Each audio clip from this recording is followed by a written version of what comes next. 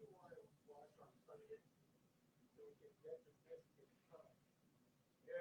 that's not gonna happen. No, it would work with them. Yeah.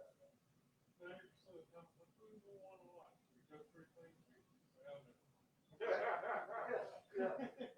We've been on a good streak lately. We found a lot of decent surprises. So we can get that. But a movie, if we want to watch a movie, forget it.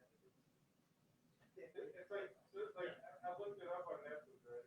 I wanted to watch because I watched it in film school and I watched the original thing from another planet. And yeah, I mean, sure. Amazon. But so then I went on their website. I was like, okay, maybe they have the ranking maybe the Russell game. They don't? I would think they'd have a first Russell. No, you need that one too. Well, yeah, it was copyrighted. Somehow Amazon doesn't have that. Yeah. So like, good luck trying to find like the closest stopper. Really? Like, Amazon has the closest.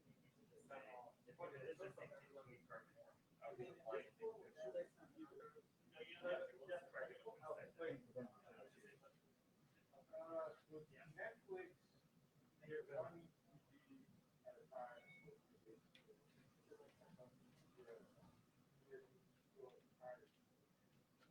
Yeah, it was $15 a month.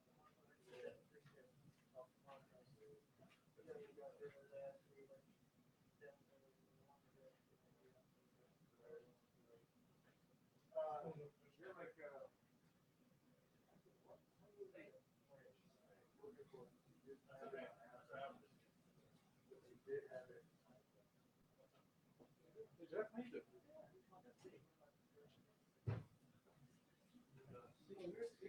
put it in the home, right? Yeah, but it's falling down. My camera just with a camera. Oh, mine doesn't. Put it in the hole and see. Yeah. There was one. Yeah.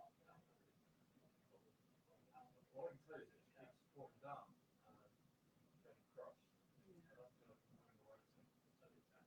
Yeah, you stay. No, I got it right here. So you can do it. Yeah, right. Very far. No.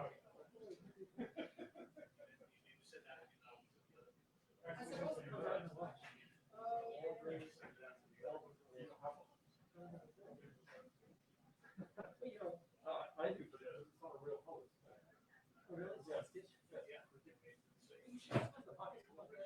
Yeah, you do. I know. It's quite a liberating moment. Yes, it is. Rip those focus on something. What do you realize? Yeah. No.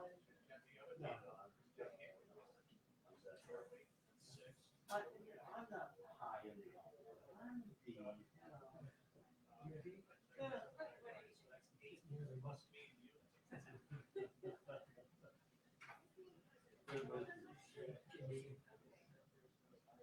and you always remind me that earlier in that my superiority.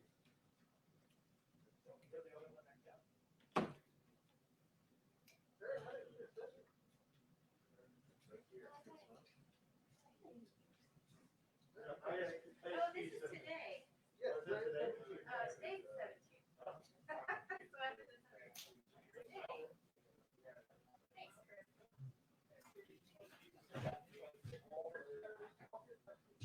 2-minute warning on the press briefing. 2-minute warning on the press briefing. Thank you.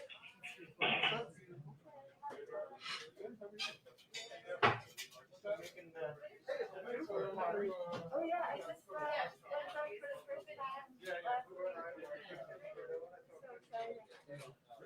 Yeah. Yeah, Phil was reopened the studio. Are you in the chair? No, I can't. Mary, you know where you're going?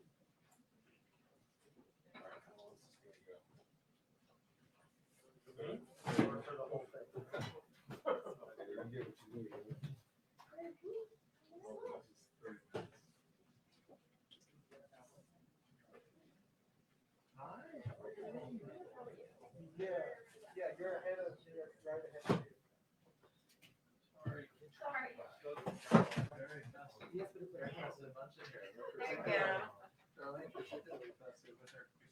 Small shrub. Small shrub.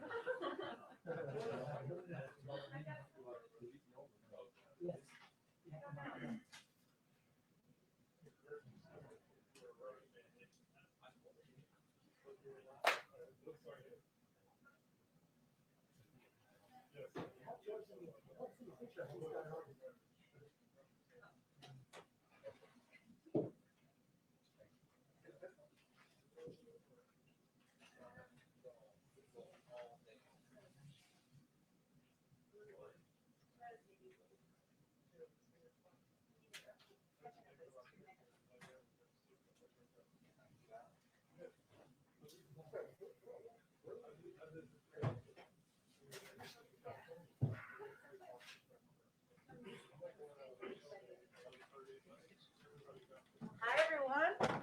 So much green, so much green. All right.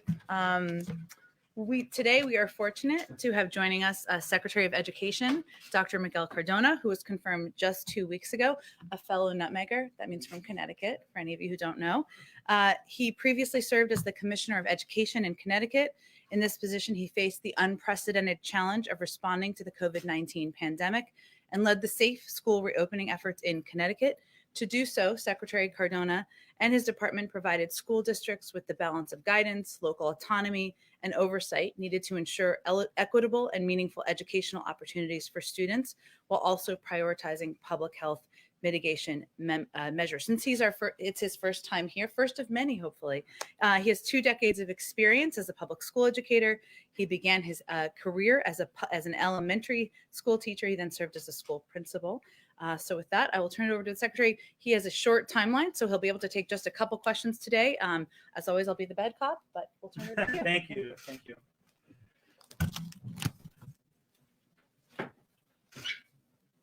Good afternoon. As Jen mentioned, I'm Miguel Cardona.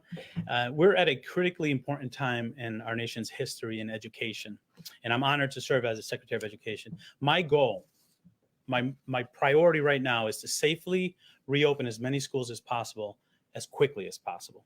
And to do that, earlier today, I notified all 50 states, DC, and Puerto Rico of the amount of funds they'll be receiving from the American Rescue Plan, totaling nearly $122 billion to help them reopen safely and quickly. I'm also pleased to share that HHS is allocating an additional $10 billion for states to do screening and surveillance testing in schools to make sure we can not only open our schools, but keep them open. And then thirdly, I'm really, really excited to announce that next week we will be having our national reopening summit for schools, where we're going to hear best practices from across the country on how to do this safely and how to do it quickly. Because we know there are great examples out there. We know students learn best from students, teachers learn best from teachers, and states will learn best from states on how to safely reopen schools quickly. I'm really excited that Dr. Jill Biden will be offering opening remarks, and Dr. Rochelle Walensky will also be in attendance. So I'm excited about that. You know, as a parent and as an educator, I know the value of in-person learning. And for those of you that are parents here, you know there's no substitute for in-person learning. So I'm excited to get to work, making sure we can safely reopen our schools as quickly as possible. I'll take any questions you have. Thank you. Okay, Darlene. Thank you, Mr. Secretary. Thank you for being here. You talked about the money that you informed states that they're getting. How will you ensure that the money is actually spent for the things that schools need to reopen?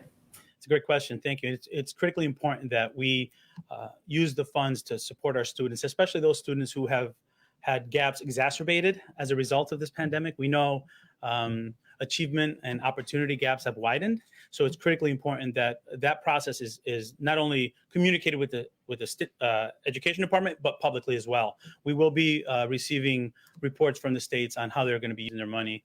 And we also expect those reports to be public. Go ahead. Mr. Secretary, thank you for being here. Now that teachers are eligible in most every state, what do you say to those teachers and school officials who refuse to get vaccinated? Well, the vaccination is one of those strategies that we know, in addition to the mitigation strategies, allow for schools to safely reopen. So it's critically important that we vaccinate as many as possible, and we promote the benefits of the vaccination to make sure we have safe school communities. So the message really is, if you're able to get a shot, and that's a strategy to help keep our schools open. Nothing about making it mandatory. If teachers want to come back unvaccinated, that's fine by you.